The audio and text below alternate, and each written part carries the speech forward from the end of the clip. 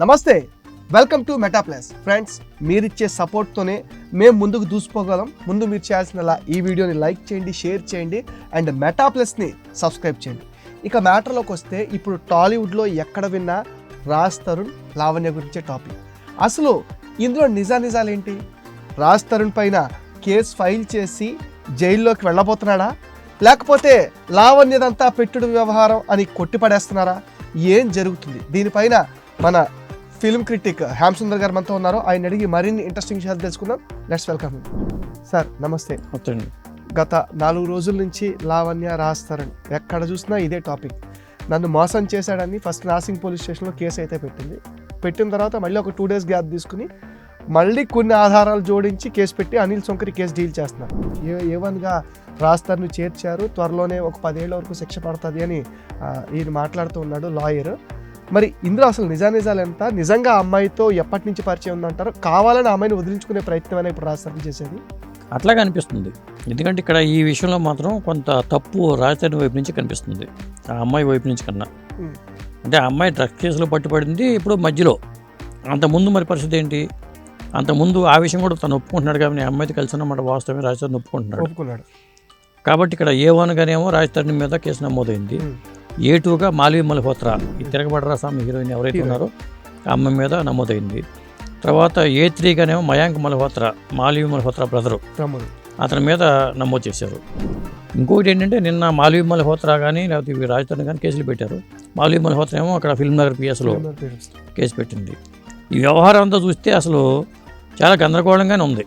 అంటే ఒక ఇండస్ట్రీలో ఛాన్స్ దొరకటమే చాలా అరుదండి. అంటే ఎలాంటి బ్యాక్గ్రౌండ్ లేకుండా సక్సెస్ కొట్టడం అతి కష్టం. కానీ రాజ్ తరుణ్కి ఉయ్యాల జంపాల మూవీతో చాలా సింపుల్గా ఆ ప్లాట్ఫామ్ దొరికింది.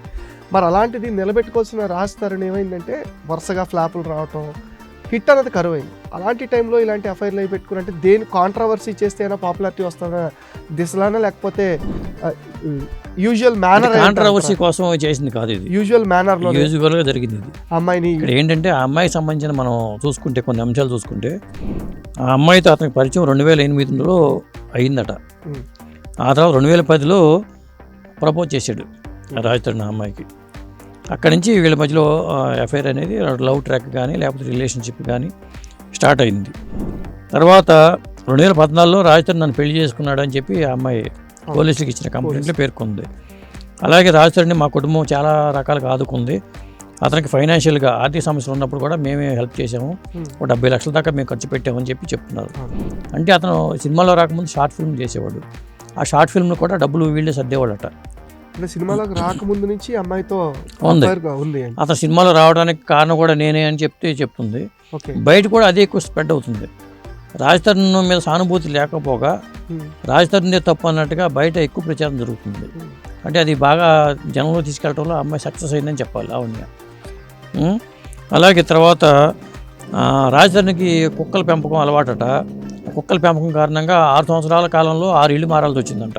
కుక్కల గురించి ఇంట్లో కుక్కలు కూడా పెంచుకోవడం, వీళ్ళతో కలిసి ఉండటం, ఈ కారణాల వల్ల. తర్వాత 2016లో నాకు ప్రెగ్నెన్సీ వచ్చింది. ఆ తర్వాత సర్జరీ చేసి నాకు అబార్షన్ చేశారు. హాస్పిటల్ బిల్స్ అన్నీ కూడా రాజ్ తరుణ్ పే చేశాడని చెప్పింది. జనవరిలో నేను US నుంచి తిరిగి వచ్చాను. వచ్చినప్పుడు నాకు సికింద్రాబాద్ రైల్వే స్టేషన్లో నన్ను అరెస్ట్ చేశారు. నాపై డ్రగ్స్ కేసు ఉందంటే తప్పుడు ఆరోపణలతో నన్ను పోలీసులు అరెస్ట్ చేశారు. 45 రోజుల పాటు జైల్లో ఉన్నాను అని చెప్పి ఆ అమ్మాయి పేర్కొంది, లావణ్య. ఇట్లా ఈ వ్యవహారం అంతా ఇలా. అంటే ఈ డ్రగ్స్ కేసులో కూడా అమ్మాయిని కావాలని తప్పించుకోవడం కోసమే రాజ్ తరుణ్ ఇరికించాడని అనుకుంటున్నారు. అంటే చాలా వరకు టాక్ అట్లాగే ఉంది. ఏంటంటే అసలు ఆ అమ్మాయిని వదిలించుకోవడం కోసమే డ్రగ్స్ అలవాటు చేసిందే రాజ్ తరుణ్ అనే టాక్ ఒక వర్గం నుంచి ఉంది. నిజానిజాలు మనకు తెలియదు, కానీ బయట ఉన్న టాక్ ఏంటంటే ఆ అమ్మాయిని వదిలించుకునే ప్రక్రియలో భాగంగానే డ్రగ్స్ అలవాటు చేయడం, ఇతను కూడా అలవాటు ఉంది, దానిలో భాగంగానే ఆ తర్వాత డ్రగ్స్ కేసులు ఇరికించాడు అని చెప్పి అంటున్నారు. అది ఒక తేలాల్సిన అంశం ఒకటి. అంటే వదిలించుకోవాలనుకున్నప్పుడు మాత్రం ఇలాంటి రకరకాల ఎవరైనా చేస్తూ ఉంటారు, అది. ఇంకోటి ఏంటంటే, మాల్వి మల్హోత్రాతో ఉండటం కారణంగానే నాకు దూరం అయిపోతున్నాడని చెప్పి ఆ అమ్మాయి అంటుంది. మాల్వి మల్హోత్రాకి వీళ్ళకి అఫైర్ ఉందని చెప్తుంది. అతను కూడా అంటున్నాడు నాకు పెళ్లి చేసిన ఆలోచన లేదంటున్నాడు. అంటే ఎవరితో ఒకరితో రిలేషన్తో ఉంటానని చెప్తున్నట్టే కదా అతను కూడా. అంటే సార్ ఇప్పుడు ఈ అమ్మాయి నాకు రాజ్ తరుణే కావాలి అని పట్టుబడుతుంది. అంటే ఇంత గొడవ జరిగిన తర్వాత మళ్ళీ రాజ్ తరుణ్తో ఆమె కలిసి ఉండగలరా? ఇంత రచ్చ అయిన తర్వాత పోలీస్ స్టేషన్ ఇంత రచ్చ అయిన తర్వాత కలిసి ఉండాలనుకోవడం కూడా అవివేకం అండి. మరి ఆమె ఏం ఎక్స్పెక్ట్ చేస్తుందని? ఇదేనండి, ఎవరో ఒకళ్ళ మధ్య మార్గంగా దీనికి సెటిల్ చేయాలి వ్యవహారాన్ని. కేసులు వీళ్ళకి జీవితాలను స్పాయిల్ అయిపోతూ ఉంటాయి. అందరం మనుషులమే కదా, అందరం బతకాలి కాబట్టి, బతికే హక్కు అందరికీ ఉంది కాబట్టి ఈ వ్యవహారాన్ని సామరస్యపూర్వకంగా సెటిల్ చేసుకుందాం. ఆ అమ్మాయికి ఏమన్నా నష్టపడి డబ్బులు ఇవ్వాల్సి వస్తే డబ్బులు ఇచ్చేసి నేను డబ్బులు నాకు డోంట్ కేర్, నాకు రాస్తారనే ముఖ్యమని అదే అంటుందంటే మరి అంటే అది కూడా ఒక విధంగా తప్పే. మరి ఏదో విధంగా సెటిల్ చేసుకోవాలి. ఎట్లా కలిసి ఉంటారు? ఇంత గొడవ జరిగిన తర్వాత రేపు పొద్దున్న అమ్మాయికి ఏమన్నా అయినా కానీ, కలిసి ఉన్నా కానీ, ఏమైనా అయినా కానీ మళ్ళీ అతని మీదకి అభియోగాలు వెళ్తాయి. దానికి రాస్తారనే బాధ్యత వహించాల్సి వస్తుంది. ఇన్ని రకాల సమస్యలు ఉంటాయి. కలిసి ఉన్నప్పుడు ఇవేమి ఉండవండి. ఈ తర్వాత తేడాలు వస్తూనే ఉంటాయి. ఇప్పుడు బయట సమాజంలో కూడా రాజధానిలాగా రిలేషన్షిప్లో ఉన్న వాళ్ళు ఎక్కువ మంది ఉన్నారు. వాళ్ళందరికీ ఇది ఒక గుణపాఠం. ఎందుకంటే రేపు వీళ్ళకి కూడా ఇదే పరిస్థితి ఎదురవ్వచ్చు. ఎందుకంటే ఇంటి కలిసి అన్యోన్యంగా ఉన్నప్పుడేమో ఇతని మీద ఆధారాలను సేకరించి పెట్టుకుంటారు. వాయిస్ రికార్డింగ్లు లేకపోతే ఇతర ఆధారాలు అన్నీ పెట్టుకుంటారు. తేడా వచ్చినప్పుడు అన్నీ బయట తీస్తారు. కాబట్టి నిండా పేకలోకి కూరుకుపోతారు. చివరికి సూసైడ్ చేసుకుంటారు. ఈ పరిస్థితులు వస్తాయి జనరల్గా ఎవరికైనా. ఇప్పుడు సెలబ్రిటీ హోదాలో ఉన్నాడు కాబట్టి, హీరో కాబట్టి మనం రాజధాని గురించే మాట్లాడుతున్నాం. మిగతా వాళ్ళు కేసులు పెట్టుకుని కేసులు నడుపుతున్న వాళ్ళు ఉన్నారు. కొంతమంది రిలేషన్షిప్ కొనసాగుతున్న వాళ్ళు ఉన్నారు. భవిష్యత్తులో వీళ్ళు విడాకులు తీసుకోవచ్చు, లేదా మళ్ళీ వీళ్ళు కూడా కోర్టుకి ఎక్కొచ్చు. ఇలాంటి బాపత కూడా ఉన్నారు. కాకపోతే ఒక సినిమా తాలూకా రిఫరెన్స్ ఉన్న హీరో కాబట్టి మనం ఈరోజు రాజధాని అంతే.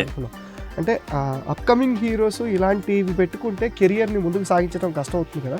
మరి అసలు ఎలాంటి ప్రణాళికలు పెట్టుకుంటే? ఒక సినిమాలో మన కెరీర్ స్టార్ట్ అయినప్పుడు చాలా జాగ్రత్తలు తీసుకోవాలండి.